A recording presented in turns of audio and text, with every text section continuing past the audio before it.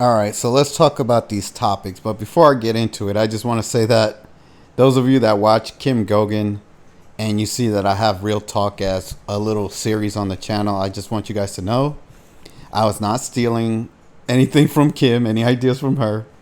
I started this series on my old channel, and those of you that have followed me from my old channel, you can vouch for me. But long story short, I'll let Kim borrow it. She can borrow it from me.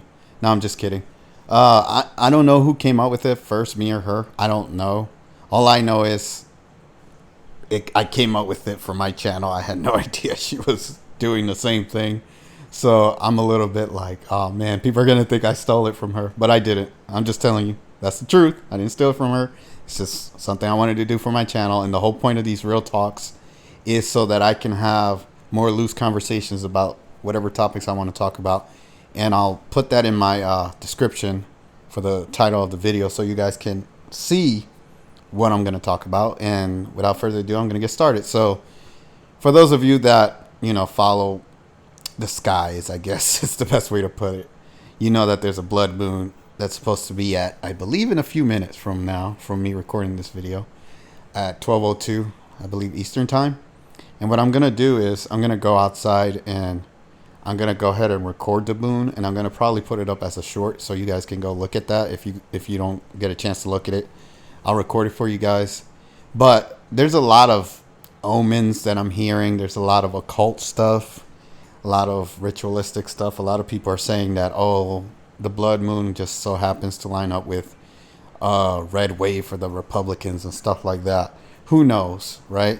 Beware of politics and being fooled, right? Because they can be setting you up for the same thing they did last time with Trump, right? Where apparently Trump was going to win. He lost.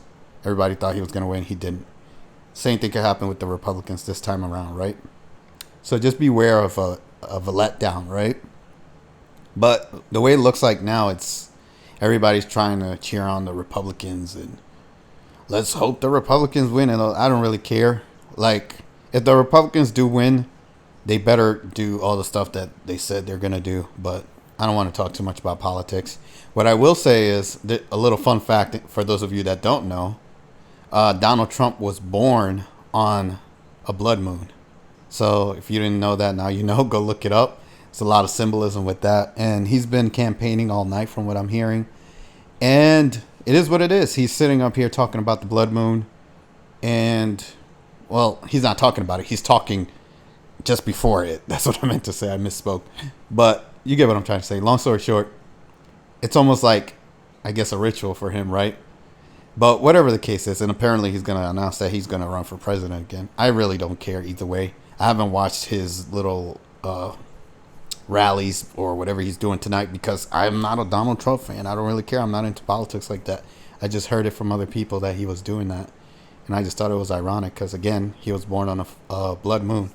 But anyways, let me talk about more important people, I guess, in terms of what's going on in the world. You have Kim Goguen, who she is somebody that a lot of people that watch me definitely believe in. And she has a lot of haters, a lot of back and forth, right? People hate her, people love her. It's either you love her or you hate her.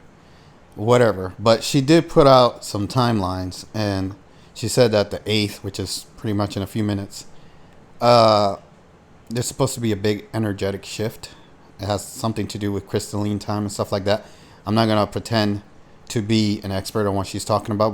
What I do understand is the energetic shift. I have for about a week or so, pretty much since I heard her talk about it or say that it was going to happen, I did start to feel something within my own energy shifting a little bit. And I do want to say I'm a little bit more positive minded and positive feeling. And I don't know how much that has to do with what she said. And I don't know if anybody else is watching me or watches her is feeling the same thing. But I can't think of what else it would be in my life because my life hasn't really changed much, right? So if anything, I've had a lot of negative things happen in my personal life lately. Although things are getting better, so I can't say things aren't getting better. They are. But at the same time, I also feel that whenever I was made aware of this energetic shift by her, I started to feel within myself something changing. So I don't know how much, again, I don't know how much that has to do with just her saying it and me being aware of it, or it was going to happen anyways. You get what I'm saying? I don't know. But whatever the case is, I'm looking forward to whatever happens tomorrow. Tomorrow's a big day, not just because of what Kim Goguen said, but the elections, the blood moon. There's all this stuff happening at the same time, right? It's like, how many things can happen in one day, right? But I do feel like no matter what, tomorrow is going to be a big day in terms of where the world goes from here, right? Like, where are we going? Where's society going? And mostly because it seems like whatever goes on with the United States affects everybody else. And, you know, every country has their own sovereignty, supposedly. But I feel like whatever happens here just affects everybody else. And then it just spills over to every other country. So I don't know how things are going to go here.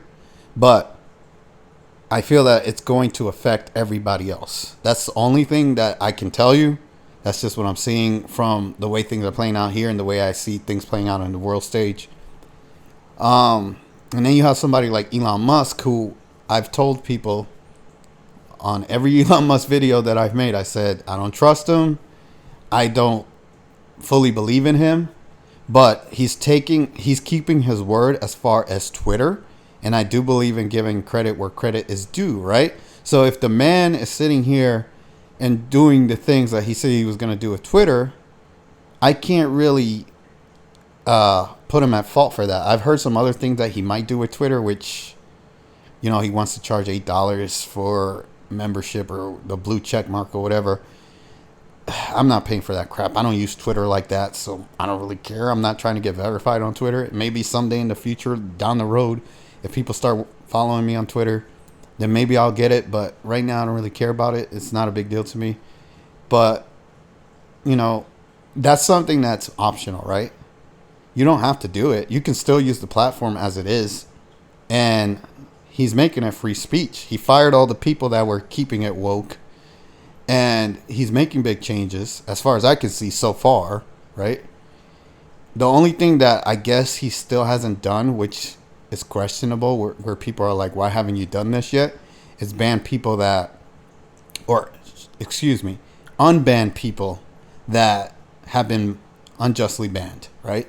There are a lot of people that got removed from the platform that people feel like they should be allowed back on the platform, and he still hasn't done that yet. He said he has to convene with some kind of woke group to figure out who they're going to unban and who they're going to keep banned, whatever.